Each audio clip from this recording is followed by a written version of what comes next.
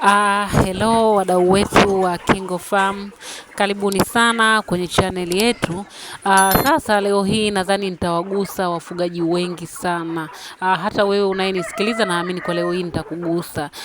Sasa leo hii tutaangalia ni kwa nini unaweza ukawa unawatibia kuku wako ambao wanaumwa, unawapa dawa sahihi lakini hawaponi. Kuna vitu mbalimbali ambavyo vinapelekea kuku licha ya kuwa unampa dawa sahihi lakini haponi. Sasa leo hii tutaangalia sababu 8 ambazo zinapelekea licha ya kuwatibia kuku wako vizuri kabisa lakini huoni mabadiliko yoyote yale. Sababu ya kwanza ambayo unaweza ukawa unawatibia kuku lakini hawaponi, inaweza kuwa ni sababu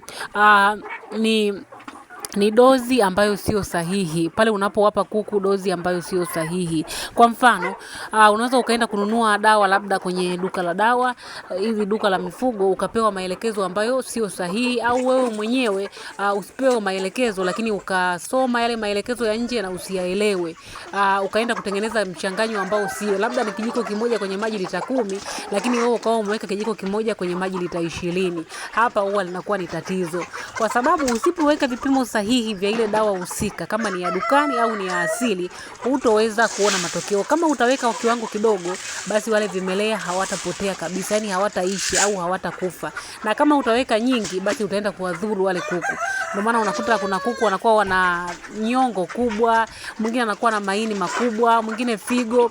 Kwa hiyo wanapata matatizo kama hayo. Basi ujue ile dawa ulimuoverdose. Lakini ukiweka kidogo pia wale vimelea wa magonjwa hawatakufa kabisa. Kwa hiyo hapo pia ni eneo muhimu sana kwenye dozi, lazima uwe makini. Kama unaenda dukani, basi ukisoma vile vipimo vya ile dawa nje vilivyoandikwa, fuata vile vipimo kama vilivyo. Na kama unatumia za asili, basi fuata vile vipimo kama vilivyo, kama ambavyo inahitajika. Kwa wale ambao hawana kitabu chetu cha tiba za asili, huwa tunawashauri mnunue. Kwenye kile kitabu tumeweka vipimo sahihi ambavyo tulivifanyia majaribio mara nyingi sana na matokeo yakawa chanya. Ukiwa na hiki kitabu pia kitakusaidia sana kutibu magonjwa bila kutumia dawa yoyote ile ya dukani. Lakini humo kwenye kitabu cha tiba za asili tumeweka na vipimo sahihi. Hiki kitabu cha tiba za asili kinatumika kwa kuku wa aina zote, iwe kuku wa kizungu, wa kienyeji, kuku wa aina yoyote ile zinafanya vizuri kabisa. Hiki kitabu ni 10,000 tu, ukilipia unatumiwa soft copy ya kitabu kwa njia ya WhatsApp na unaendelea kuwahudumia kuku wako vizuri kabisa. Na sababu ya pili ni pale ambapo unachelewa kugundua ugonjwa. Kuku kwa kawaida unatakiwa kila siku uwe unamfuatilia, asubuhi, mchana, jioni uwe unawafuatilia wanaendeleaje, uangalie maendeleo yao. Ukichelewa kugundua ugonjwa, kwa mfano labda ni mafua, ukafika ile stage ambayo tayari ni mafua makali, wamevimba macho, au kama ni typhoid wakafika ile stage wanaharisha, hata kutembea hawawezi, hapa huwa ni ngumu sana kuwatibia kwa sababu vimelea wanakuwa tayari ni wengi sana, wameshasambaa kwenye mwili wa kuku, na ni kipindi ambacho kuku tayari anakuwa ni dhaifu hali. Kwa hiyo unalazimika kumlisha kwanza ndio umpe dawa. Kwa hiyo inakuwa ni ngumu sana kumtibia kwa haraka haraka na akapona wewe kuku. Japokuwa ukiwa makini kuku huwa anapona, lakini ni vizuri zaidi ukamtibia kuku ambaye yupo kwenye zile hatua za mwanzo kabisa. Kama ni typhoid, pale anapoanza kutoa kile kinyesi cha typhoid wewe mtibie. Na kama ni mafua, pale anapoanza kupiga chafya, basi wewe wahi na umtibie. Na sababu ya tatu ni pale ambapo inakuwa ugonjwa ule ambao unautibia kumbe sio wenyewe. Yaani wewe unaweza ukadhani hawa kuku wangu labda wana typhoid, kumbe kuku wana kideri. Kwa hapo unapokuwa umekosa ile elimu ya kugundua, je, huyu kuku ana ugonjwa gani? Kuku unaweza kaenda dukani ukamwambia kuku wangu labda ana typhoid, wakakupa dawa za typhoid, kumbe yule kuku anakuwa na kideri. Kwa hiyo ni muhimu sana ukawa unajua dalili za magonjwa yote ya kuku. Kwa wale ambao wana kile kitabu chetu cha safari ya ufugaji, mle tumeweka na dalili zote. Kama huwezi kutambua hizi dalili, basi tunakushauri pia ununue kitabu cha safari ya ufugaji. Hiki chenyewe tumeweka dalili, kama ni kideri basi utaona dalili fulani, kama ni mafua yanakuwa na dalili fulani. Dalili za magonjwa yote tumeziweka pamoja na namna ambavyo unaweza ukawatibia kwa dawa za dukani. Kwenye kitabu cha safari ya ufugaji ni dalili utaona, pia utaona dawa za dukani ambazo zinatibu magonjwa hayo. Ila kile cha tiba za asili utaona dalili, lakini vile vile utaona tiba za asili ambazo zinaweza kutibu ugonjwa huo. Ni muhimu sana kwa unajua dalili za kila ugonjwa kabla haujatibu. Ujue kwa dalili hii huyu kuku atakuwa na ugonjwa huu. Na sababu nyingine ya nne ambayo itasababisha kuku wako wasipone ni uwepo wa magonjwa mchanganyiko. Inafika stage sasa kuku wana mafua, wana minyoo, wana typhoid, labda wana kideri. Hapa huwa inakuwa ni mtihani kwa sababu ya kutokuwa na uangalifu ule mzuri. Kwa sababu mara kwa mara inatakiwa upite bandani au maeneo ambayo kuku wanashinda na uchunguze. Kwa hiyo ni muhimu sana ukawatibu kuku ambapo wanakuwa na ugonjwa mmoja au magonjwa mawili. Yakizidi hapo inakuwa ni changamoto sana kwenye kuwatibia. Lakini sababu ya tano ni mazingira. Mazingira yanapokuwa sio rafiki, basi ni ngumu sana kuku kupona. Mazingira ni kwa mfano, kuku wako wanaumwa mafua. Na changamoto ya mafua, shida kubwa ambayo huwa inasababisha mafua ni ukosefu wa ile hewa ya kutosha. Unakuta banda lako bado umewabana na bado hakuna mzunguko mkubwa wa hewa, lakini wewe unaendelea kuwatibu mafua. Hapa kuku hawawezi kupona mafua. Au kuku wako wanasumbuliwa na ile homa ya matumbo au typhoid, kipindupindu, homa kama hizo.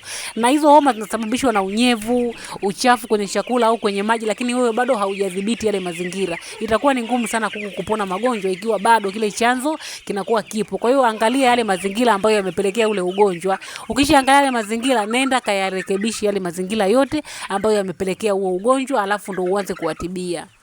Na sababu nyingine ambao ni sababu ya sita sasa inasababisha kuku wasipone ni ule ukosefu wa lishe bora. Kuku yoyote ambaye anaumwa anatakiwa apewe lishe bora kwa sababu lishe bora inaenda kumuimarisha hata kinga zake. Unapokuwa unampa labda unampa pumba tupu au umemtengenezea chakula ambacho hakijafuata miongozo sahihi, basi kuku huwa ni ngumu sana kupona kwa sababu anakuwa hana kinga za kutosha.